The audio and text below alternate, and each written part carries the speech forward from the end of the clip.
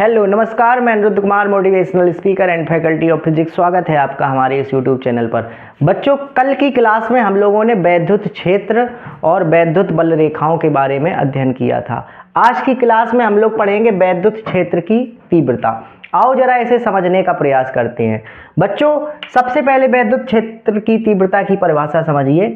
जैसे मान लो हमारे पास कोई प्लस क्यू आवेश है, ठीक है, और हमने आपको बताया था कि अगर कोई भी आवेश है तो उस आवेश के चारों तरफ अपना एक इलाका होता है, अपना एक क्षेत्र होता है, अपना एक एरिया होता है। तो ये हमारे पास प्लस क्यू आवेश है और ये प्लस क्यू आवेश का एरिया है, इस प्लस क्यू आवेश का क्षेत्र है।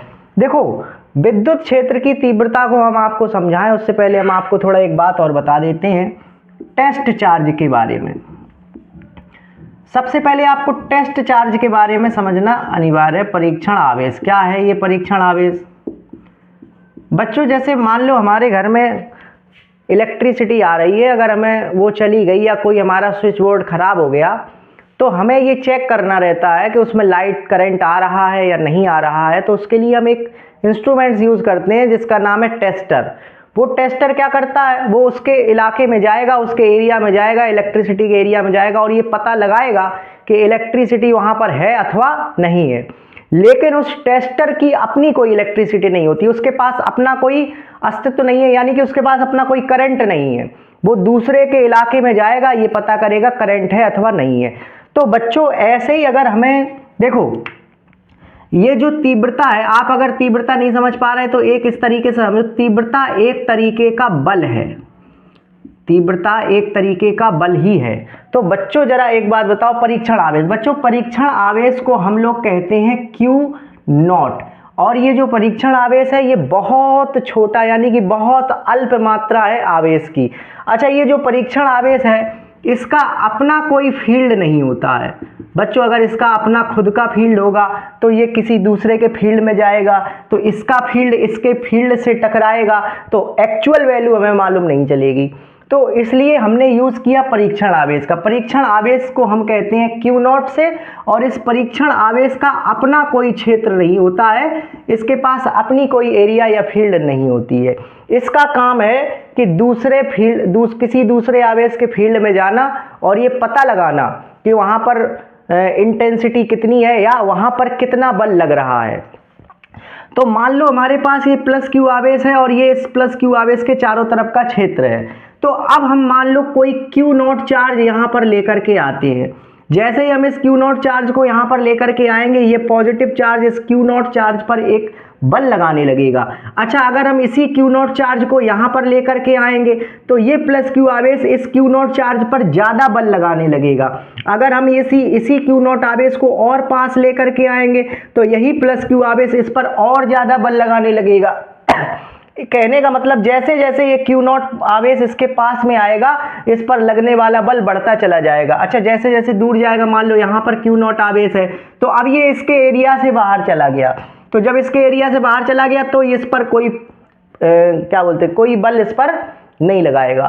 तो बच्चों, यही वैद्युत क्षेत्र की तीव्रता है। आपको एक बात और बता दें कि ये जो परीक्षण आवेश है ये हमेशा पॉजिटिव होगा। परीक्षण आवेश हम हमेशा कैसा लेंगे? पॉजिटिव लेंगे। इसे क्यू नॉट से प्रदर्शित करेंगे, इसका अपना कोई फील्ड नहीं होगा। तो आओ जरा इस तीव्रता की परिभाषा को समझा देते हैं आपको। तीव्रता आपको नहीं समझ में आ रही तो आप ये समझो कि तीव्रता एक तरीके का बल है। देखो बच्चों,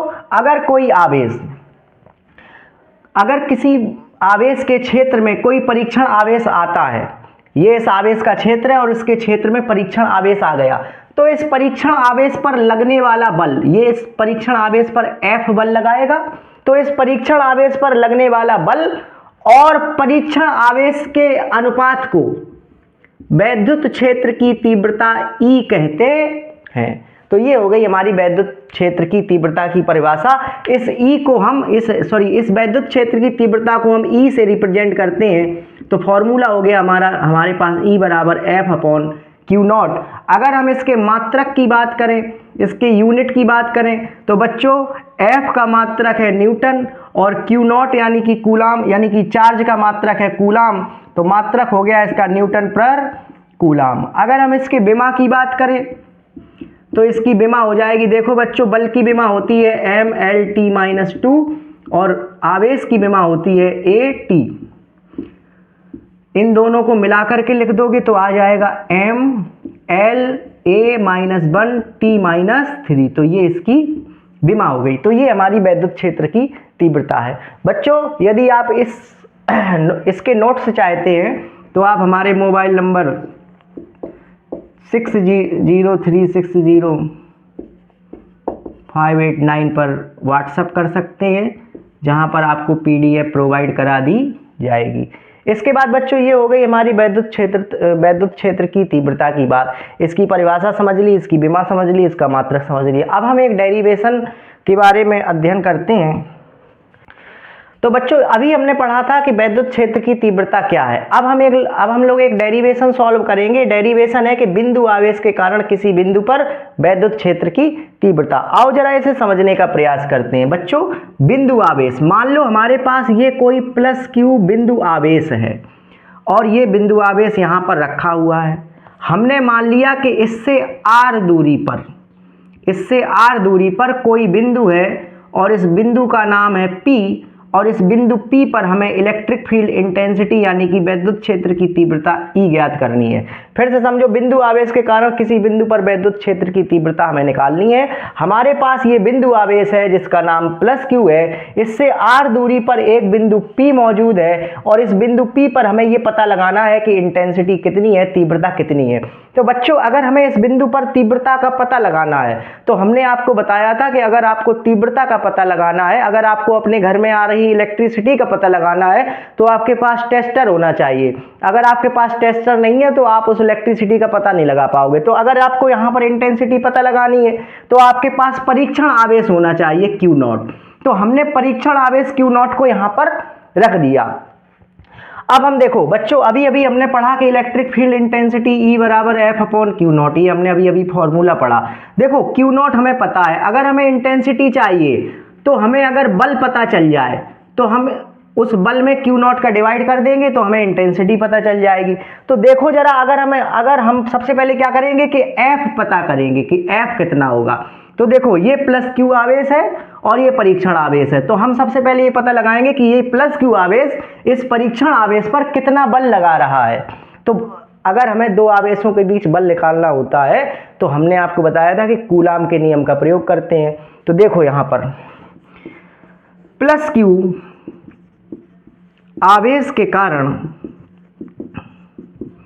Q0 पर लगने वाला बल क्या होगा बच्चों, हमें पता है कूलाम के नियम से F बराबर 1/4πε0 Q1 Q2/r² होता। तो Q1 की जगह हो गया हमारा +Q, Q2 की जगह हो गया हमारा Q0/r की जगह हो गया हमारा r²। ये हो गया हमारे पास समीकरण नंबर 1।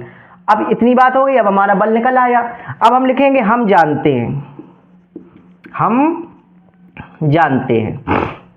हम क्या जानते हैं बच्चों, हम जानते हैं कि E बराबर F/Q0 होता है। ये अभी अभी हमने पढ़ा है, समीकरण नंबर 2 मान लिया इसे। देखो अब हम समीकरण 2 में F का मान रख देंगे। F का मान हम लोग निकाल चुके हैं, तो हम यहाँ पर लिखेंगे समीकरण 2 में F का मान रखने पर। तो जरा रख दो F का मान। देखो यहाँ पर बच्चों E बराबर F का वैल्यू कितना है, F की वैल्यू है 1/4πε0 Q1 Q2/r² बटे Q0। भैया Q0 की जगह हमने Q0 रख दिया, F की जगह ये रख दिया। इस Q0 से ये Q0 कैंसिल हो जाएगा, यहाँ पर बचेगा E बराबर 1/4πε0 Q बटे r²। ये हमारा निकल करके आ गया और इसका मात्रक न्यूटन पर, इंटेंसिटी की अभी हमने आपको बताई कि न्यूटन पर कूलाम। तो ये हमारा, अगर कोई बिंदु आवेश है और उस r दूरी पर कोई बिंदु P है तो उस बिंदु P पर कितनी तीव्रता होगी, इस वाले फॉर्मूले से हम निकाल सकते हैं। तो ये हमारी हो गई इंटेंसिटी इलेक्ट्रिक फील्ड। इसके बाद बच्चों आता है वैद्युत द्विध्रुव। वैद्युत द्विध्रुव क्या है? बच्चों इसे कहते हैं इलेक्ट्रिक डाइपोल। आओ जरा इस इलेक्ट्रिक डाइपोल को समझते हैं। बच्चों हमारे पास एक प्लस क्यू आवेश है और हमारे पास एक माइनस क्यू आवेश है। ये हमारे पास प्लस क्यू आवेश है और ये माइनस क्यू आवेश है। दोनों के परिमाण समान है, यानी कि अगर ये 1 कूलाम है तो ये भी 1 कूलाम है, अगर ये 2 कूलाम है तो ये भी 2 कूलाम है, अगर ये फलाना है तो ये भी फलाना है। अब इन दोनों के बीच की दूरी कितनी है? अब हमने क्या किया कि इन दोनों आवेशों को लिया, समान आवेश थे लेकिन विपरीत प्रकृति के थे, यानी कि एक प्लस था एक माइनस था। इन दोनों आवेशों को 2l दूरी पर रख दिया।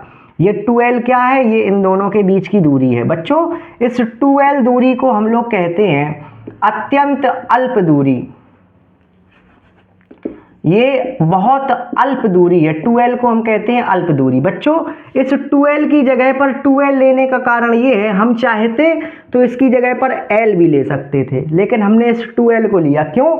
इसलिए लिया ताकि आगे जब हम लोग डेरिवेशन करेंगे तो l अगर हम मानेंगे तो इसका जो प्रोसेस होगा, डेरिवेशन का जो प्रक्रिया हो जाएगी बहुत जटिल हो जाएगी, बहुत क्रिटिकल हो जाएगी। अगर हम 2l लेंगे तो यही प्रक्रिया आसान हो जाएगी। तो बाकी कोई दिक्कत नहीं है, 2l भी ले सकते हो और l भी ले सकते हो, लेकिन आपकी बुक में 2l लिखा है ताकि आगे आप कैलकुलेशन इजी रूप से सॉल्व कर सको, ठीक है? तो इसलिए हमने 2l ली। अच्छा ये 2l क्या है? ये अत्यंत अल्प दूरी है। कितनी अल्प दूरी है? जैसे मान लो हमने आपको 1 गिलास पानी दे दिया और हमने कहा कि इसमें 1 गिलास में पानी में शक्कर मिला दो और ये बन करके तैयार हो गया हमारा शरबत।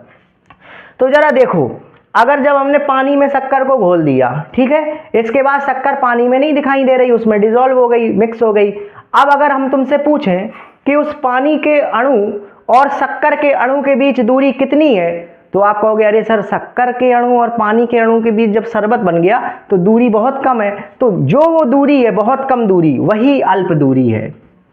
जैसे हमारे पास H2 है, H2O है, यानी कि पानी है, तो आपको पता है पानी H और O को मिला के बनेगा। तो H और O के बीच जितनी दूरी है उतनी दूरी ये 2l अल्प दूरी है। तो कहने का मतलब ये है वैद्युत द्विध्रुव का कि जब 2 समान परिमाण के परंतु विपरीत प्रकृति के आवेश 2l अत्यंत अल्प दूरी पर रखे गए हों तो ये जो निकाय बनेगा, ये जो सिस्टम बनेगा, इसी सिस्टम का नाम होगा वैद्युत द्विध्रुव। तो ये हमारा वैद्युत द्विध्रुव था। अब इसके बाद आता है वैद्युत द्विध्रुव आघूर्ण।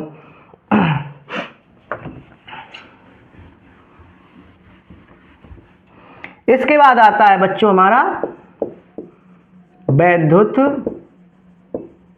द्विध्रुव आघूर्ण, यानी कि इलेक्ट्रिक डाइपोल मोमेंट। बच्चों अभी हम लोगों ने वैद्युत द्विध्रुव के बारे में जाना था।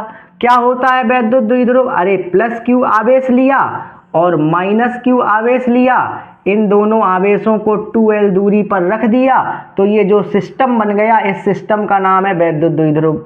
अच्छा अब आघूर्ण शब्द और लग गया, तो आघूर्ण क्या होता है? देखो बच्चों, ये जो वैद्युत द्विध्रुव आघूर्ण है इसे हम स्मॉल p से रिप्रेजेंट करते हैं। पहली बात तो ये हो गई, इसे हमने स्मॉल p से रिप्रेजेंट कर दिया। अब वैद्युत द्विध्रुव आघूर्ण को समझो जरा, इन दोनों में से किसी एक आवेश को हम ले लेंगे, चाहे प्लस क्यू आवेश ले लो और चाहे माइनस क्यू आवेश ले लो। तो हमने ले लिया मान लो प्लस क्यू आवेश, हमने एक आवेश लिया, दोनों के परिमाण बराबर है, ये माइनस प्लस से कोई मतलब नहीं है, हमें विदाउट साइन लेना है, तो हमने क्यू ले लिया। अच्छा इनके बीच की दूरी कितनी थी? 2l थी। इस बीच की दूरी 2l का इससे हमने गुणा करा दिया, तो ये हमारा आ गया p बराबर 2ql। तो हम कह सकते हैं कि वैद्युत द्विध्रुव के किसी एक आवेश और उनके बीच की दूरी का गुणनफल ही वैद्युत द्विध्रुव आघूर्ण कहलाता है। इसे हम स्मॉल p से प्रदर्शित करते हैं। अब जरा देखो, अगर हम तुमसे कहें कि इसका मात्रक बताओ, तो आप बता दोगे कि सर Q का मात्रक होता है कूलाम और L का मात्रक होता है मीटर, तो इसका जो मात्रक हो गया कूलाम मीटर हो गया। अगर हम तुमसे कहें कि इसकी विमा बताओ, तो बताओ बच्चों जरा, Q माने आवेश, आवेश की विमा होती है AT और मीटर यानी कि लंबाई, इसकी विमा होती है L, तो इसकी विमा हो गई ATL। तो ये हमारा वैद्युत द्विध्रुव आघूर्ण हो गया। बच्चों आज की क्लास यहीं पर समाप्त होती है। नेक्स्ट क्लास में हम आपको वैद्युत द्विध्रुव के कारण अक्षीय स्थिति में तीव्रता ज्ञात करेंगे। बहुत इंपॉर्टेंट डेरिवेशन है और कई बार पेपर में पूछा जाता है। इस यूट्यूब चैनल पर आपको पूरा इंटरमीडिएट का course A to Z provide कराया जाएगा। इसीलिए अगर आपने अभी चैनल को सब्सक्राइब नहीं किया है तो आज ही कर लीजिए। दिल की गहराइयों से आपका बहुत बहुत धन्यवाद। नमस्कार।